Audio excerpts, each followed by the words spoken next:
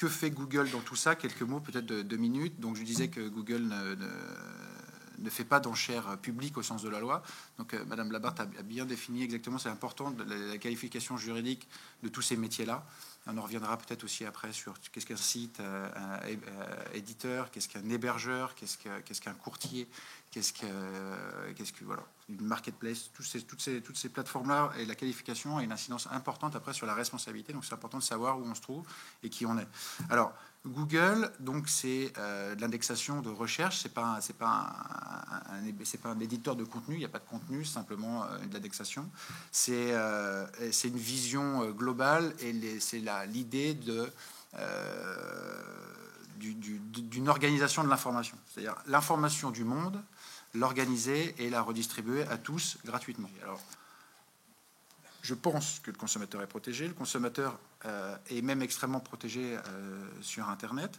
Tout à fait normal à partir du moment où on se retrouve dans une situation de vente à distance où il n'y a pas la possibilité, encore une fois, de pouvoir même voir l'objet, si ce n'est par des techniques de dématérialisation, par une photo ou par une description de l'objet. Donc il est protégé par une information précontractuelle, donc il doit avoir toutes les caractéristiques essentielles de l'objet. Il doit avoir le prix, un prix, on va dire, clair, qui doit inclure les frais de livraison. Il est protégé par un droit de rétractation, c'est-à-dire qu'il va recevoir son produit, évidemment, comme il a commandé à distance, il va pouvoir se rétracter le cas échéant. Il va avoir des garanties, alors des garanties contractuelles, soit par le vendeur, mais en tout cas, un minima des garanties légales, avec, par exemple, la garantie légale de conformité. Donc, et puis j'en passe, en tout cas, comme le transfert des risques, la sécurité des paiements, et tous ces systèmes qui font de la vente sur Internet et qui encadrent une certaine protection du consommateur. Alors,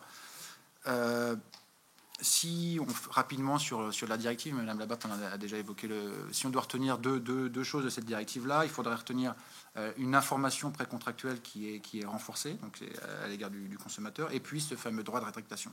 Et ensuite, on a aujourd'hui en France la transposition de la directive. Donc avant, de mémoire, mi-décembre, d'ici le 13 décembre, on va avoir la transposition de la directive.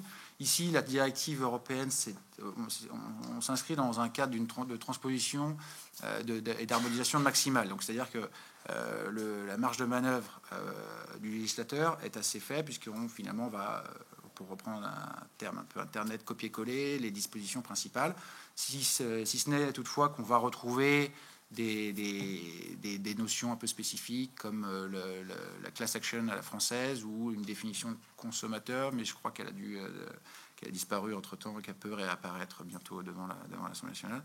En tout cas, si la question est est-ce que le consommateur est protégé, mon sentiment est oui.